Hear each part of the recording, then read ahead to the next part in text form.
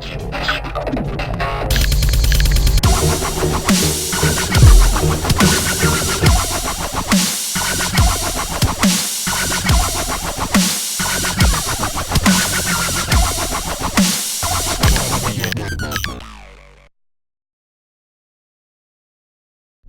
O'Neill. Senator Lanhelm.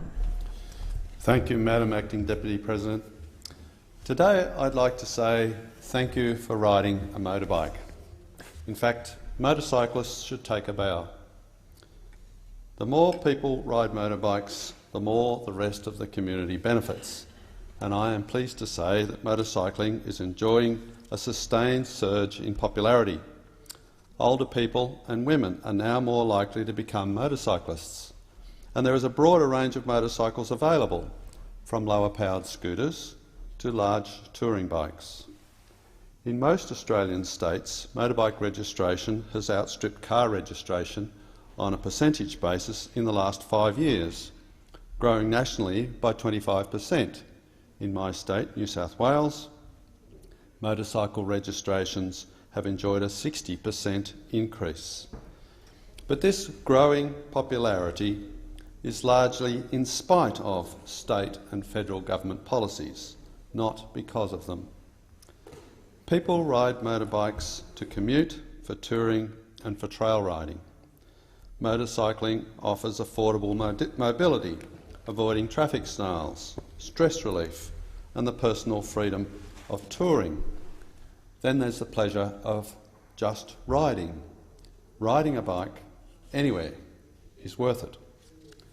Motorcycling also offers social interaction with others, an enjoyable leisure activity, and the means to share an activity with like-minded friends. For many, the thrill of participating in or being a spectator to motorcycle racing adds further value to their lifestyle. A motorbike is more capable of negotiating heavy traffic than other vehicles, with trip times up to a third less than cars. But why do cyclists deserve to be thanked? Because motorcycling in our cities significantly eases congestion on the road and also with parking. This is beneficial to other road users. Motorcycles use less fuel, produce fewer emissions and cause less road wear than other vehicles. Up to 5 motorbikes can occupy the same parking space as a single car. Another reason is that motorcycle touring is a boon to our regional economy. The average motorcyclist spends $120 to $140 per night in regional towns, compared to an average $18 spent by grey nomads. I am among those who deserve to be thanked. I have been riding motorbikes for 40 years. It is a part of my life and gives me great enjoyment. My current bike is a recently acquired BMW S1000R, a 1000cc rocket ship. Living in Australia's biggest city, I particularly like being able to weave my way through the traffic, and in the process I use less fuel, take up less space on the road, share parking spaces with other bikes and cause less wear and tear on the roads. Given all that, you might think that planning for and encouragement of motorcycling would be high on the agenda of road planners and traffic authorities. You would be wrong.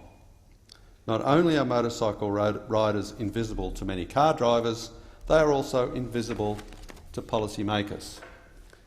In the 173-page Road Safety Strategy Review, just 2 pages are devoted to motorcycling issues.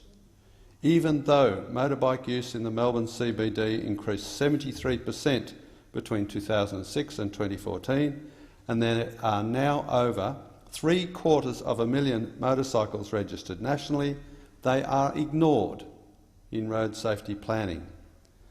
And when authorities actually pay attention to motorcyclists, they typically begin from the wrong starting point.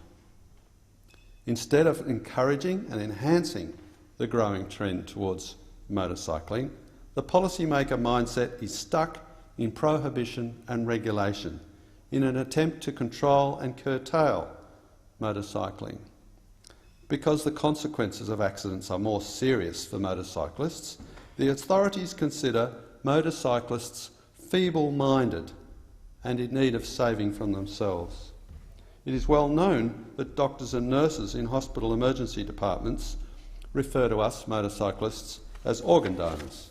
They, and others who also never ride a motorcycle, feel entitled to impose restrictions and constraints on motorcycling.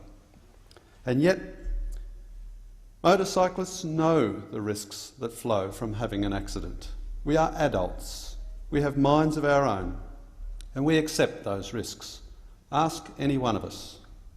A better attitude to motorcycling, with a more constructive approach by policymakers, would translate into broader recognition and acceptance by the public of the benefits to all road users from motorcycling.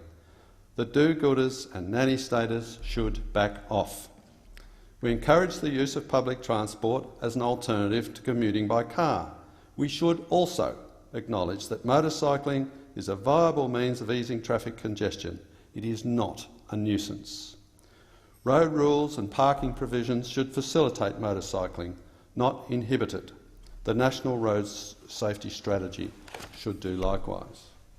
The Transport and Infrastructure Council, chaired by the Minister for Infrastructure, is the peak road safety policy forum in the country. I urge the Minister to get motorcycling on the agenda for the sake of all road users in Australia. And it is high time that police, engineers and road safety experts stopped making life hard for motorcyclists. The 750,000 Australians who choose to ride a motorbike deserve better. Senator Moore.